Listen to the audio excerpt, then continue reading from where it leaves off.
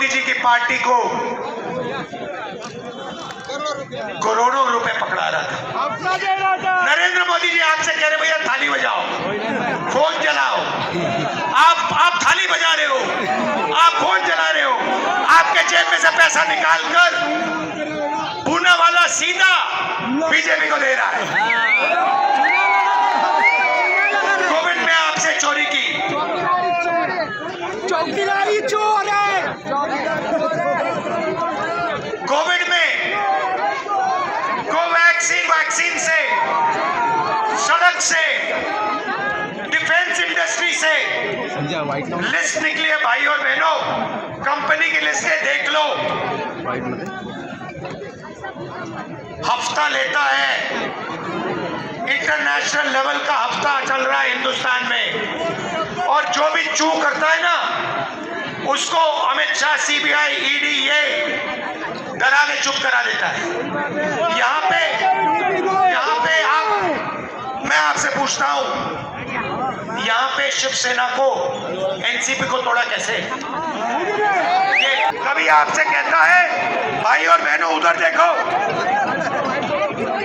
उधर देखो भैया, मीडिया आपको दिखाएगी नरेंद्र मोदी समुद्र के नीचे बैठा हुआ है, पूजा कर रहा है,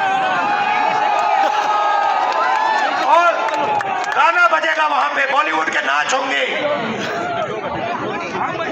फिर नरेंद्र मोदी सी प्लेन में उड़ता हुआ दिखेगा। लक्ष्मी घाग, महाराष्ट्र प्रदेश युवक काँग्रेस उपाध्यक्ष।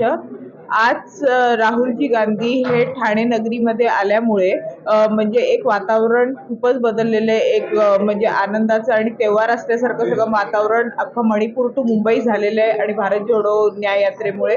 तर त्यामुळे मला असं वाटतं की आता जे मेन बदल आहेत ते नक्कीच घडतील, लोकांमध्ये जागरूकता आली। तुम्ही आता बघतच असाल की किती पब्लिक आता त्यांना भेटायला आलेली आहे, आणि मला असं वाटतं काय की न्याय यात्रा जी आहे की न्याय का हक मिलने तक, तर आता पब्लिक ह्याच्यामध्ये उतरते, तर त्यामुळे खूपच चांगला प्रतिसाद आहे। आणि मला असं वाटतं काय की पब्लिकला जागृती ह्याच्यामुळे आली आहे आणि खूप छान। लोकांचा प्रतिसाद काय राहिला?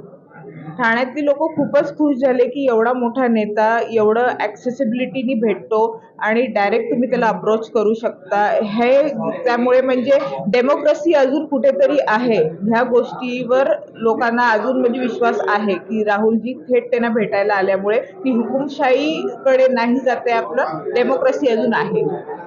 मैं कांग्रेस पार्टी का एक साधारण सा कार्यकर्ता हूँ और भारत जोड़ो न्याय यात्रा आप के जिले में, थाने शहर में आ चुकी है। भारत जोड़ो न्याय यात्रा का उद्देश्य यही था मैडम कि इस देश में न्याय का हक मिलने तक। आपने आज देखा होगा कि लोकतंत्र को किस तरीके से कुचला जा रहा है, और राहुल गांधी जी गरीब, वंचित, शोषित लोगों की आवाज को मुखर करते हुए वे मांग कर रहे हैं लगातार कि जनगणना ये होनी चाहिए। इस देश में जनगणना होने से कौन कितने प्रतिशत है और उनको कितना हक उनका मिलना चाहिए ये होगा। आपने देखा होगा कि किस तरीके से इलेक्ट्रॉन बॉन्ड के नाम पर इस देश में लूट मची हुई है। ब्लैक एंड व्हाइट स्कीम चल रही है madam, fair and lovely scheme जो राहुल जी ने बोली थी हाउस के अंदर, वो स्कीम का आज लोगों ने जग जाहिर देख लिया कि किस तरीके से भाजपा चंदे के रूप में इतना बड़ा बड़ा अमाउंट लेती है और उसी कंपनियों को वे टेंडर के रूप में बड़े बड़े काम देती है। आप मुझे बताइए, इस देश का पैसा सिर्फ अडानी, अंबानी या कुछ समूह के लोग ही कमाएंगे कि छोटे उद्योग जो डाल के बैठे हुए हैं या जो उससे भी बड़ा व्यापार करना चाह रहे हैं, वे लोग भी इस देश के नागरिक है या नहीं है?